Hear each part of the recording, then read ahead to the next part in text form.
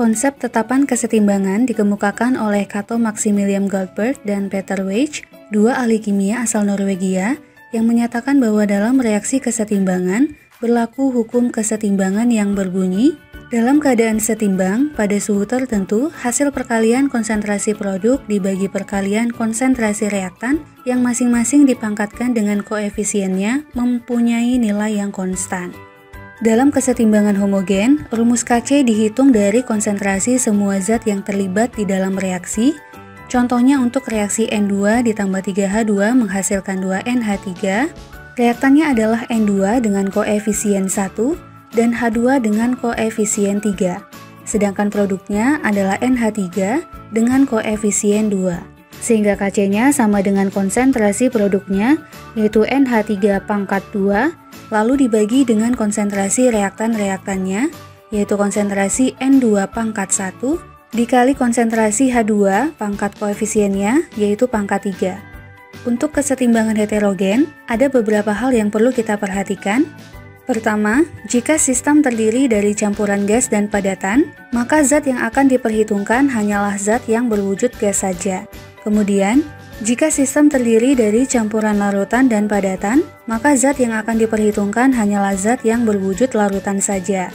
Contohnya, untuk reaksi 5CO gas ditambah I2O5 solid atau padatan, menghasilkan I2 gas ditambah 5CO2 gas, I2O5-nya berfasa padat sehingga tidak diikutkan dalam persamaan Kc. Maka Kc sama dengan konsentrasi I2 pangkat 1 dikali konsentrasi CO2 pangkat 5 dibagi konsentrasi CO pangkat 5. Nah, yang perlu diingat adalah konsentrasi zat yang dimasukkan dalam persamaan Kc ini adalah konsentrasi dalam bentuk molaritas pada saat reaksi sudah setimbang. Artinya, jika nanti terdapat soal di mana data yang diketahui adalah kondisi awal dari reaktan, maka perlu dicari terlebih dahulu konsentrasi akhir atau konsentrasi setimbang dari zat-zatnya dengan menggunakan prinsip stoikiometri. Nah, supaya lebih paham, kita coba masuk ke contoh soal. Soal yang pertama, pada suhu 200 derajat Celcius, dalam ruang yang bervolume 1 liter terdapat sistem kesetimbangan berikut. 2Hi gas terurai menjadi H2 gas ditambah I2 gas. Jika pada kesetimbangan terdapat 0,02 mol Hi, 0,01 mol H2, dan 0,01 mol I2, tentukan harga Kc dari reaksi tersebut. Nah, dari soal ini, data yang diketahui adalah volume dan jumlah mol dari zat-zat dalam keadaan setimbang, sehingga kita perlu mencari konsentrasi molar dari zat-zatnya terlebih dahulu. Diingat kembali bahwa rumus molaritas adalah mol per volume, sehingga untuk konsentrasi molar Hi adalah mol Hi, yaitu 0,02 mol, dibagi volume, yaitu 1 liter, sehingga 0,02 mol dibagi 1 liter, sama dengan 0,02 molar. Untuk H2, konsentrasi molarnya adalah mol H2, yaitu 0,01 mol, dibagi 1 liter, sama dengan 0,01 molar. Dan untuk konsentrasi I2 juga sama, yaitu molnya 0,01 mol dibagi 1 liter, sama dengan 0,01 molar. Nah, kemudian baru kita hitung nilai Kc-nya. Untuk reaksi 2Hi menjadi H2 ditambah I2, reaktannya adalah Hi dengan koefisien 2, dan produknya adalah H2 dan I2 yang koefisiennya sama-sama 1. Maka rumus tetapan kesetimbangan Kc-nya adalah konsentrasi H2 pangkat 1 dikali konsentrasi I2 pangkat 1 dibagi konsentrasi Hi pangkat 2. Nah, kita substitusikan semua konsentrasi molar yang sudah kita dapatkan ke dalam persamaan ini, sehingga Kc sama dengan 0,01 molar dikali 0,01 molar dibagi 0,02 molar kuadrat. Nah, ini kalau kita hitung, hasilnya adalah 0,25. Soal yang kedua, gas C2H4 dan gas O2 bereaksi menurut persamaan berikut. C2H4 gas ditambah 3O2 gas menghasilkan 2CO2 gas ditambah 2H2O gas jika konsentrasi awal C2H4 dan O2 masing-masing 0,4 molar dan setelah kesetimbangan tercapai terdapat H2O 0,2 molar. Tentukanlah tetapan kesetimbangannya. Nah, untuk reaksi pada soal ini, reaktannya adalah C2H4 yang berkoefisien 1 dan O2 dengan koefisien 3. Adapun produknya adalah CO2 dan H2O yang koefisiennya sama-sama 2. Kemudian semua zatnya berwujud gas sehingga semuanya dimasukkan ke dalam perhitungan Kc. Nah, Kc-nya sama dengan konsentrasi CO2 kuadrat dikali konsentrasi H2O kuadrat dibagi konsentrasi C24 pangkat 1 dikali konsentrasi O2 pangkat 3. Nah, pada soal ini yang diketahui adalah konsentrasi molar awal dari reaktan-reaktannya dan konsentrasi salah satu produknya. Maka kita harus mencari konsentrasi molar dari zat-zatnya dalam keadaan setimbang terlebih dahulu dengan menggunakan prinsip stoikiometri. Kita buat terlebih dahulu diagram reaksinya seperti ini. Kemudian dari soal diketahui bahwa konsentrasi awal dari C2H4 dan O2-nya adalah 0,4 molar. Kita tuliskan di sini 0,4 molar. Kemudian H2O yang terbentuk diketahui 0,2 molar. Nah, kita tuliskan di sini 0,2 molar. Berikutnya dengan melihat perbandingan koefisien H2O dengan koefisien zat-zat yang ada, kita dapat menghitung konsentrasi zat lain pada kondisi setimbang. Nah, untuk H2O-nya, karena pada kondisi setimbang terdapat 0,2 molar, maka yang terbentuk juga 0,2 molar. Untuk CO2 yang terbentuk, karena koefisiennya sama dengan koefisien H2O, maka yang terbentuk juga sama, yaitu sebanyak 0,2 molar. Berikutnya untuk O2 yang bereaksi, karena koefisien O2-nya adalah 3, sedangkan koefisien H2O-nya adalah 2, maka O2 yang bereaksi adalah 0,3 molar. Kemudian untuk C2H4, karena koefisiennya 1 atau 1/2 dari koefisien H2O, maka jumlah yang bereaksi adalah setengah kali konsentrasi H2O, yaitu 0,1 molar.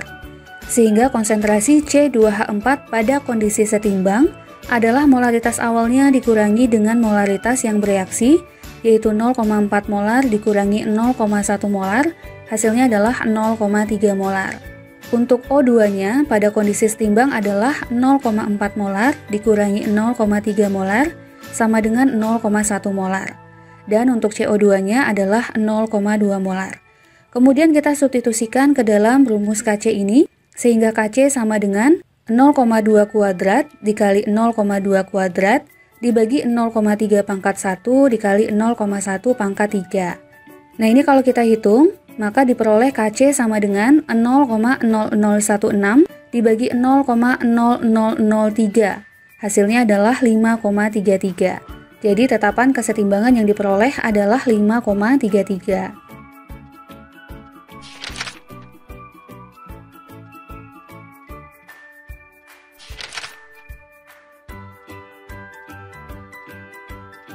Nah, tetapan kesetimbangan selain dapat dinyatakan berdasarkan konsentrasi, juga dapat dinyatakan berdasarkan tekanan parsial yang disebut dengan tetapan kesetimbangan tekanan parsial dan dilambangkan dengan Kp. Nah, supaya bisa dipahami dengan baik, kita perhatikan terlebih dahulu ilustrasi reaksi N2 ditambah 3H2 menghasilkan 2NH3 dalam wadah tertutup berikut ini. Pada saat setimbang, gas NH3, N2, dan H2 bercampur dan menimbulkan tekanan yang disebut dengan tekanan total dari campuran gas-gasnya. Sedangkan, jika di dalam wadah hanya terdapat satu gas saja, maka tekanan yang ditimbulkan disebut dengan tekanan parsial. Nah, maka tekanan total gas dalam ilustrasi ini merupakan total penjumlahan dari tekanan parsial NH3, N2, dan H2. Selanjutnya, tekanan parsial suatu gas berbanding lurus dengan jumlah molnya, sehingga dapat ditentukan dengan rumus mol gas yang dimaksud dibagi mol total dikali dengan tekanan total. Nah, dalam ilustrasi ini, mol totalnya adalah mol NH3 ditambah mol N2 ditambah mol H2.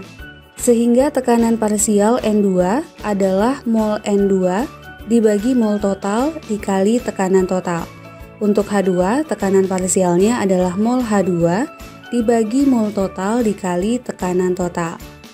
Dan untuk NH3, tekanan parsialnya adalah mol NH3 dibagi mol total dikali dengan tekanan total. Selanjutnya, secara umum, tetapan kesetimbangan berdasarkan tekanan parsial merupakan hasil perkalian tekanan parsial zat-zat hasil reaksi dibagi dengan hasil perkalian tekanan parsial zat-zat bereaksi yang masing-masing dipangkatkan dengan koefisiennya. Nah, dalam kesetimbangan homogen, rumus Kp dihitung dari tekanan parsial seluruh zat yang terlibat dalam reaksi. Contohnya, untuk reaksi N2 ditambah 3H2 menjadi 2NH3, reaktannya adalah N2 dengan koefisien 1 dan H2 dengan koefisien 3. Sedangkan produknya adalah NH3 dengan koefisien 2, sehingga Kp sama dengan tekanan parsial produknya, yaitu NH3 dipangkatkan koefisiennya jadi pangkat 2, lalu dibagi dengan tekanan parsial reaktan-reaktannya, yaitu tekanan parsial N2 pangkat 1 dikali tekanan parsial H2 pangkat 3. Untuk tekanan parsial masing-masing zatnya sama seperti ilustrasi yang kita bahas sebelumnya, yakni tekanan parsial N2-nya adalah mol N2 dibagi mol total dikali tekanan total, tekanan parsial H2-nya mol H2 dibagi mol total dikali tekanan total, dan tekanan parsial NH3-nya adalah mol NH3 dibagi mol total dikali tekanan total, di mana mol totalnya adalah mol NH3 ditambah mol N2 ditambah mol H2. Adapun untuk kesetimbangan heterogen, ada beberapa hal yang perlu kita perhatikan. Pertama, jika sistem terdiri dari campuran gas dan padatan, maka zat yang diperhitungkan hanyalah zat yang berwujud gas saja. Kemudian, jika sistem terdiri dari campuran larutan dan padatan, maka zat yang diperhitungkan hanyalah zat yang berwujud larutan saja. Contohnya, untuk reaksi 5CO gas ditambah I2O5 padat menghasilkan I2 gas ditambah 5CO2 gas, I2O5-nya berfasa atau berwujud padat sehingga tidak diikutkan dalam persamaan Kp. Maka, Kp sama dengan tekanan parsial I2 pangkat 1 dikali tekanan parsial CO2 pangkat 5 karena koefisiennya 5, kemudian dibagi tekanan parsial CO pangkat koefisiennya, yaitu pangkat 5. Nah, yang perlu diingat adalah tekanan parsial zat yang dimasukkan dalam persamaan Kp ini adalah tekanan parsial pada saat reaksi sudah setimbang. Artinya, jika nanti terdapat soal di mana data yang diketahui adalah kondisi awal reaktan, maka perlu dicari terlebih dahulu tekanan parsial zat-zatnya pada kondisi setimbang dengan menggunakan prinsip stoikiometri. Nah, supaya lebih paham, kita masuk ke contoh soal. Contoh soal yang pertama, dalam ruangan bertekanan 2 atmosfer terdapat 0,1 mol gas A, 0,15 mol gas B, dan 0,25 mol gas C dengan reaksi yang terjadi A gas ditambah B gas menghasilkan C gas.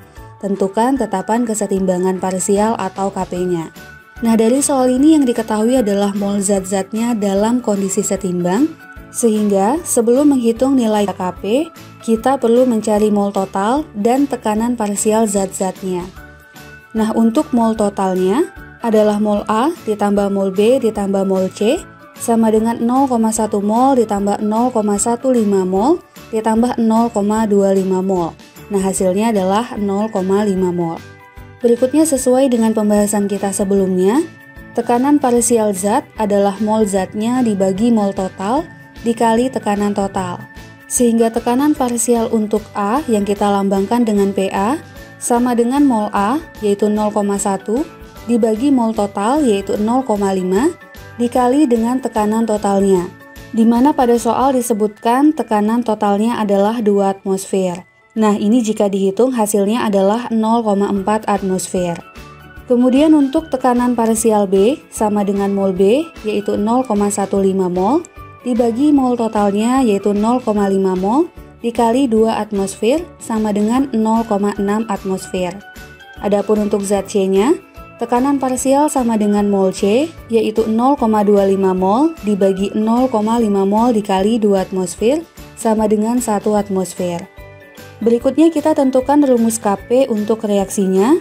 Karena pada reaksi yang ada reaktannya adalah A dan B, produknya adalah C yang seluruhnya berkoefisien 1, maka rumus Kp-nya adalah tekanan parsial C pangkat 1 dibagi tekanan parsial A pangkat 1 dikali tekanan parsial B pangkat 1. Nah, kita substitusikan seluruh nilai tekanan parsial yang sudah kita peroleh ke persamaan Kp ini. Sehingga Kp sama dengan 1 atmosfer dibagi 0,4 atmosfer dikali 0,6 atmosfer. Nah, maka nilai Kp-nya sama dengan 1/0,24. Hasilnya adalah 4,17. Soal yang kedua, dalam ruang 2 liter terdapat 5 mol gas amonia atau NH3 yang terurai sesuai reaksi 2 NH3 gas menghasilkan N2 gas ditambah 3 H2 gas. Pada keadaan setimbang, terdapat 2 mol NH3. Tentukan besarnya Kp jika tekanan total sebesar 2 atmosfer. Nah, dari soal ini, data yang diketahui adalah mol awal dan mol akhir dari NH3 serta tekanan totalnya. Artinya, kita harus mencari mol seluruh zat dalam kondisi setimbang terlebih dahulu supaya bisa mencari tekanan parsial masing-masing zat dan kemudian menghitung nilai Kp-nya. Jadi, kita buat diagram reaksinya terlebih dahulu seperti ini. Kemudian dari soal, diketahui mol mula-mula dari NH3-nya adalah 5 mol. Kita tuliskan di sini 5 mol. Kemudian diketahui juga mol NH3 pada kondisi setimbang yaitu 2 mol. Nah, kita tuliskan di sini 2 mol. Dari data ini, tentunya kita bisa mencari berapa jumlah mol NH3 yang bereaksi, yaitu mol awalnya dikurangi mol pada saat setimbang. Jadi 5 mol dikurangi 2 mol, hasilnya 3 mol. Berikutnya kita dapat menentukan jumlah mol N2 dan H2 yang terbentuk dengan melihat perbandingan koefisiennya dengan koefisien NH3. Untuk N2, koefisiennya adalah 1, sedangkan koefisien NH3 adalah 2. Maka mol N2 yang terbentuk adalah 1/2 kali mol NH3, yaitu 1,5 mol.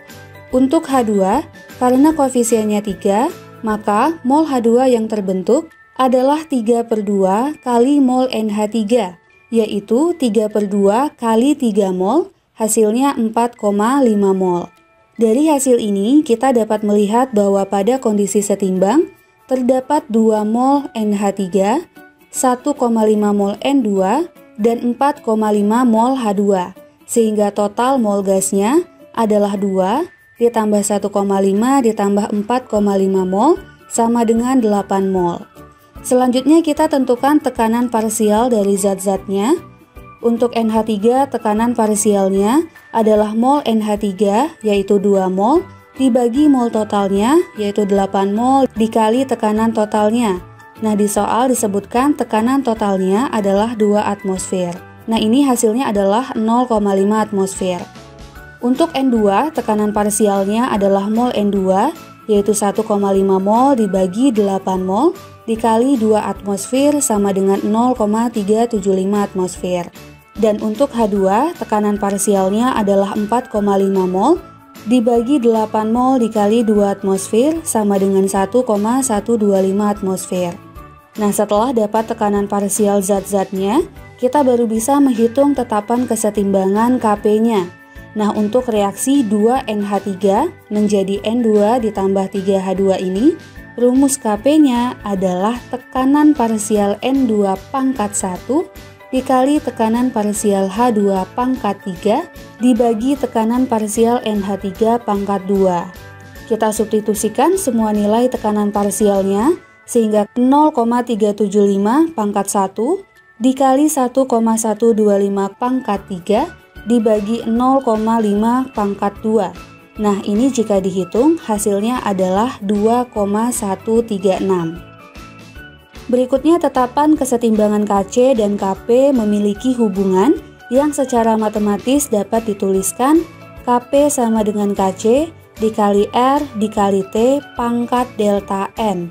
Nah, dalam persamaan ini Kp adalah tetapan kesetimbangan berdasarkan tekanan parsial, Kc adalah tetapan kesetimbangan berdasarkan konsentrasi, R adalah tetapan gas yang nilainya adalah 0,0821 atmosfer, mol pangkat min 1, Kelvin pangkat min 1.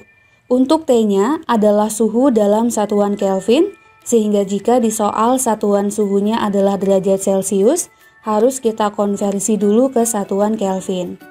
Kemudian untuk delta N-nya adalah total koefisien produk dikurangi total koefisien reaktan.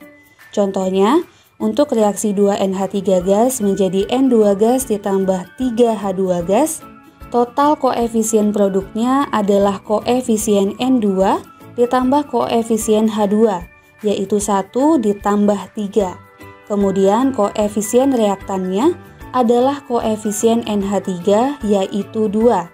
Sehingga delta N-nya sama dengan 1 ditambah 3 dikurangi 2, sama dengan 4 dikurang 2, hasilnya adalah 2.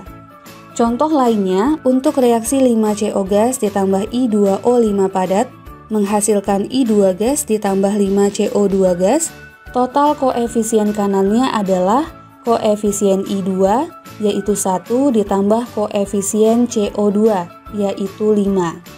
Untuk total koefisien kirinya diambil dari koefisien CO saja, yaitu 5. Untuk I2O5-nya tidak diperhitungkan karena wujudnya adalah padatan. Contoh soalnya, diketahui reaksi kesetimbangan CO2 gas ditambah C padatan menghasilkan 2 CO gas pada suhu 27 derajat Celcius. Harga Kc sama dengan 1,6 dikali 10 pangkat min 2, hitunglah nilai Kp-nya. Nah, seperti yang kita bahas, Kp sama dengan Kc dikali RT pangkat delta N. Untuk suhunya, yang diketahui di soal bersatuan derajat Celcius, sehingga harus kita konversi ke satuan Kelvin. Sehingga 27 ditambah 273 sama dengan 300 Kelvin. Kemudian dari persamaan reaksi yang ada, produknya adalah CO dengan koefisien 2 dan reaktannya adalah CO2 dan C dengan koefisien sama-sama 1. Maka delta N-nya adalah 2 dikurang 1 sama dengan 1. Berikutnya kita substitusikan data-data yang ada ke persamaan Kp sama dengan Kc dikali RT pangkat delta N, sehingga Kp sama dengan 1,6 dikali 10 pangkat min 2 dikali 0,082 dikali 300 pangkat 1 sama dengan 0,39.